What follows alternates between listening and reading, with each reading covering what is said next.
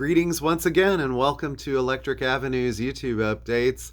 I'm here to bring you the new releases for what comes into the store week after week. And this week we're doing January 31st, 2025. And so I'll hop into the new releases here pretty quickly.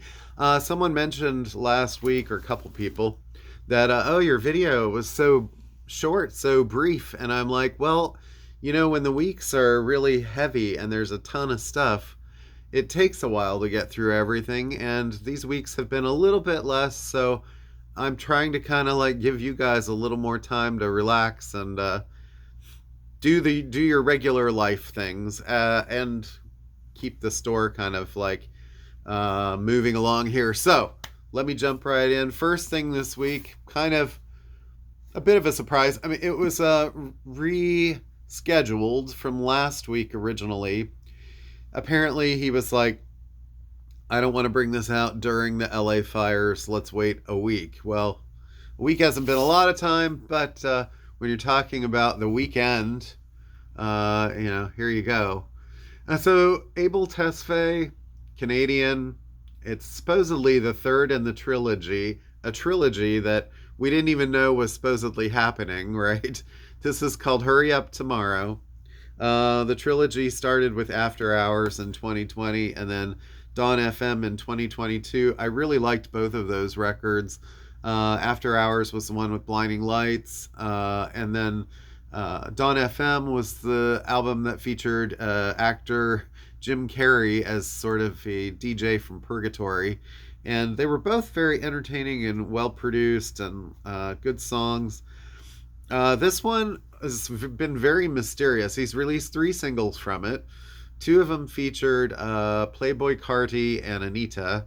And am I saying that right? And that's Anita. And there's no track listing on the back of this, so I really won't know what's in here until I actually open it up, other than those 3 songs. And there's also talk that this may be part 1 of the 2 parts of the third part of the trilogy. And the reason I say this is, first of all, it's not a double vinyl, it's only a single. The last 2 were both doubles. And also, it doesn't feel like, I wouldn't say it's 180 gram. It is a gatefold, but the album itself is only $20. And that is very strange for a high-powered, high-profile pop prince at this point, who has the kind of power that he does with Universal. Now, I don't know if Universal was looking at his sales numbers and going, well, you sell a lot to your fans, but you don't really sell to other people as much vinyl. Maybe some of that is the fact that the records are expensive. The last 2 records were in the $40 to $50 range. I think After Hours was one of the first records I saw pushing $50. And I'm like, the label is really trying to squeeze a lot of money out of people. And I don't know if how many fans are ponying up to that.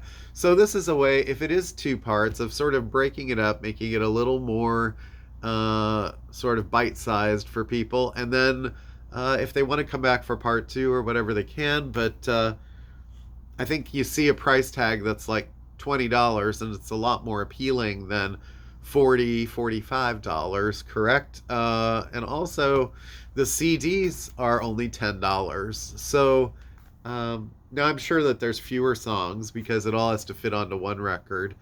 But I think it's kind of a cool, if it's sort of an experiment, it's kind of a cool experiment. And I'm kind of anxious to see how that all pans out because it's different. It's interesting to see an artist of that stature kind of saying, hey, let's just do it for $20. If he had anything to do with that, I'm not really sure. And also this week is the final week of January's Rhino Start Your Ear Off Right campaign. So there are a couple of these box sets that are coming out. The Stax Volt Singles, Volume 1. So these are songs from 1959 to 68 that were featured on the label. It's a 3-record set, runs about $60. This one, Volume 1, features Otis Redding's These Arms of Mine, Carla Thomas Gee Whiz, and Booker T's Green Onions. So, nice selection of tracks here. You probably looked these up online, I'm sure. And then also, there's Volume 2. And I don't know if these were in like a box set at one point and are split out or what, but this one features Pain in My Heart by Otis Redding, Walking the Dog by Rufus Thomas, and After Laughter Comes Tears by Wendy Renee.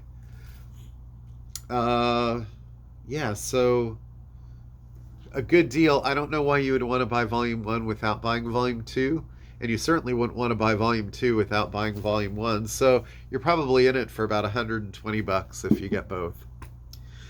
The other thing is we've had sets of albums that have been sort of split out and released as singles from Rhino, and they did the 5 ZZ Top albums, 4 Dream Theater albums, and this week we get 4 Rush albums. So we get Roll the Bones from 1991, and Presto from 1989. We get Counterparts from 1993, and we get Test for Echo from 1996. Test for Echo and Counterparts run about $36. Rush, Presto, and Roll the Bones about $25 each. These are singles. Presto and Roll the Bones are singles. The other 2 are doubles. They are not gatefold, so they just have a side slit where they're just sort of jammed in there. I don't know why they do that. Let's see. And the side 4 of each of these are etchings, so it's really they're 2 3-sided records. They were a little too long to fit on 2.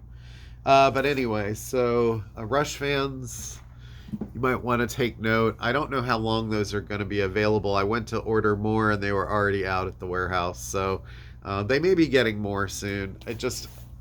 Some of these things, when they get a lot of demand, they rush them out there, and then they start thinking like, well, what are we going to do? Are we going to make more? I think Dream Theater did very well for them, so, I'm sure that there will be more at some point.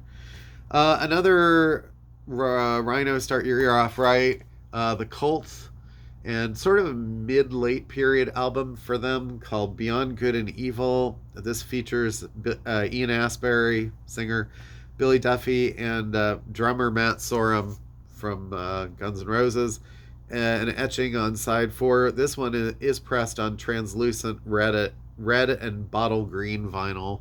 I don't think the Rush were color vinyl, but anyway, 2001 record, first time on vinyl. And then a couple other Rhino Start Your Ear Off Right that sort of slipped in. These are interesting. They're starting a series called Rhino Reserve, cut from analog tapes, 180 gram. This one is Alan Toussaint's Southern Nights, and that is the first of the 2. This series, and this one says, grab a cold beverage and take a seat on the Louisiana porch of Toussaint's Southern Nights. Lacquers cut from the original analog masters by Chris Bellman at Bernie Grundman Mastering. So it's kind of a nice reproduction of the cover art. I wish that the jacket's nice. It's a little more sturdy than most sort of Rhino records, I think. I don't know if it's quite as sturdy as, say, like Kraft's. It's not like super durable. The other one this week to start this series off is Eddie Hazel, and I love this cover. It's crazy, and it's called Game Dames and Guitar Thangs. Let Eddie's Game Dames and Guitar Thangs groove you into another dimension. And it's the same mastering people. Looks super funky. Never heard this album, but it's got Bootsy Collins on it, so you know it's got to be funky. Let's see. It says maliciously musical mopods and molly fooks. I don't know that's someone's description of what Eddie plays. I don't know. There is a version of California Dreamin' at the beginning. So anyway, I'm intrigued. All right, as you can tell. All right, not Rhino stuff. Steely Dan, Katie lied. They finally got the reissue of this one out. It took months. The last one, I think, was it Asia was the last one? I can't remember. It's been a while since they did one of these, and I think there's still a couple left to do. Can't remember which ones, but this one features Black Friday, Bad Sneakers, Dr. Wu. Anyway, it's one of their biggest albums. They had several hit albums in the 70s, so that one is part of that Bernie Grundman mastering there too. Coming to us from Culture Factory, a vinyl that's been out of print and unavailable until now. It's John Coltrane. John Coltrane Quartet live at the half note. And this is a triple LP set on double blue and white vinyl. It's kind of purple, actually. More purpley. And this says includes his groundbreaking renditions of My Favorite Things and Chim Chim Cheree, featuring McCoy Tyner on piano, Jimmy Garrison on bass, and Elvin Jones on drums, recorded February 23rd, 1963. So, a new Coltrane. They're always digging up and putting out old Coltrane and tapes that got lost. So this, I think, is going to be something that a lot of the fans of the original album are going to be wanting. Doom and Madlib, Madvillain Demos. Yes, Madvillain Demos. Early demos of the iconic hip-hop album, first time on vinyl. So I think this may have been out in some form before. It says, in November 2002, the first demo sequence of Madvillainy leaked online. The tracks contained early vocal cuts from MF Doom, recorded and quickly mixed in LA at Madlib's bomb shelter studio, which I think was just destroyed in a fire. In one of those California fires, unfortunately. It may have been unfinished, but fans understood that this was a hip-hop album unlike any other. Yeah, so this is a piece of history now, apparently. Apparently Madlib lost like thousands of records too. Like he would take trips around the world and collect records from Brazilian jazz and stuff like that, and everything gone. God, it's painful. Mo, their first album in quite a while. Their 14th studio album, featuring Ups and Downs and In Stride, color vinyl, 2 LPs. I think they're like orange and green or something like that. So, kind of a jam band. They are a jam band, not kind of a jam band. Fiddler, their new album, Surviving the Dream. I think it's been a little bit of a while for them too. So, new Fiddler. Those bands have like sort of cult fan followings, I'd say. Eddie Chacon, and this is his new album, produced by Nick Hakim on Blue Smoke vinyl. It's called Lay Low. Sort of, I guess he's considered jazz. It's on Stone's Throw Records though, so it's sort of a crossover. But yeah, there you go, Eddie Chacon. All right. Well, so I like this album. It was not She Blinded Me with Science, but I think, you know, the label, after the Flat Earth came out for Thomas, the follow-up to that whole Blinded Me with Science era, I think the label Capitol was sort of like, you should do something humorous and he'd moved to LA and he was so influenced by the movie scene out there, and he was doing score music for like Howard the Duck and stuff like that. So aliens ate my Buick. You know, I mean, Thomas is such a talented guy. I'm not sure. Sometimes his choices are unique. But he doesn't care. He invented ringtone technology. The guy's a multimillionaire, right? I would hope so. Limited edition, 1,000 individually numbered copies on crystal clear vinyl. And this one features Airhead was the single, but also has the key to her Ferrari, Hot Sauce, My Brain is Like a Sieve, and Budapest by Blimp. It's a pretty interesting closer. Okay. Another reissue of this, Death Cab for Cutie. We have the facts and we're voting yes. So this has been reissued many times. This is just a black vinyl. It does have the die cut sleeve down here with the holes cut out. So Death Cab, early Death Cab. Can't go wrong there. Early Samantha Fish, Runaway. This is on red vinyl. Samantha is like a blues rock, like one of the top blues rock females in the genre right now. And she's so cute. This is a while ago. 2011. So produced by Mike Zito. So if you don't have it and you're a Samantha fan, you probably want that. I doubt it's going to be around for a while. Okay. Like I said, short video. I don't have a lot to say.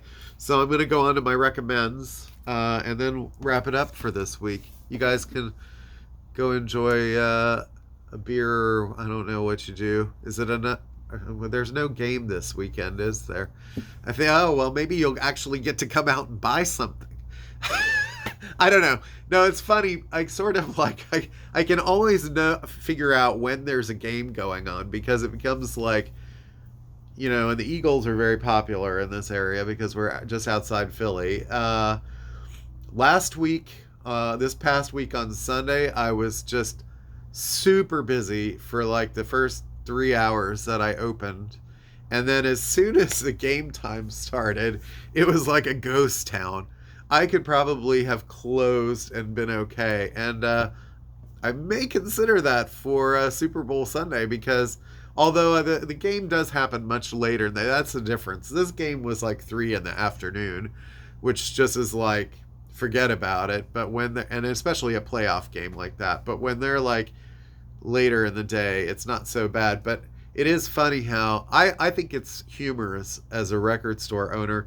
Maybe it's kind of sad in a way that football has become such a religion for people in this country that they cannot function in their regular lives unless they're like finding out what's happening on with that game at that moment in time.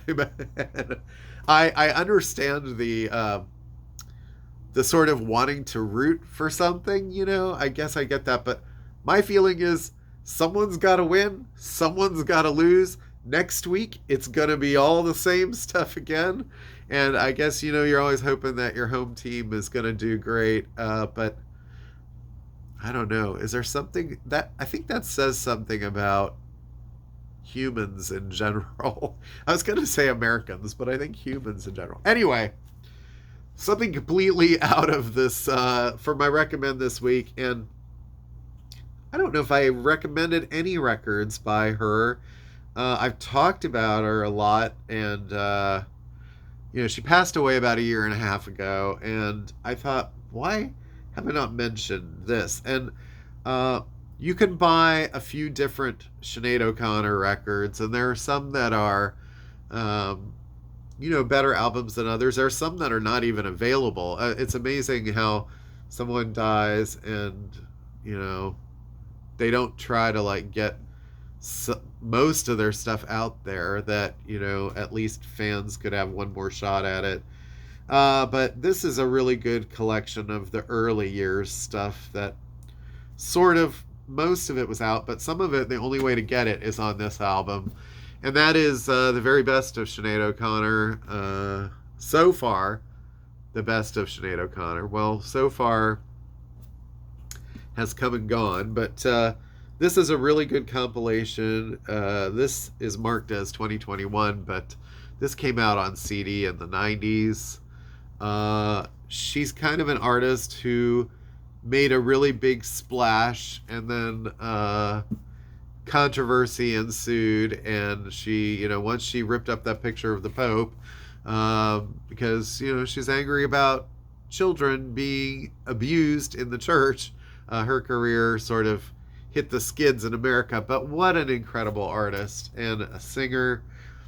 Um, she was definitely on the this, I don't know what sort of spectrum she was on, but personality wise. I read her autobiography, and you have to take a lot of it with a grain of salt. Sometimes you don't know if she's necessarily telling the truth or whatever, but it was tragic, the stuff surrounding her death, and it was actually ruled to be some sort of a heart attack or heart issue. And she just, I don't think she necessarily took the best care of herself. I mean, she chain smoked for a long time, and but what a voice, what a character. When I say smoked, I mean like weed.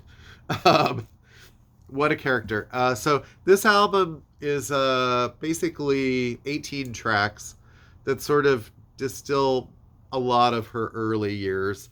It does have the big hit "Nothing Compares to You," her Prince cover at the beginning.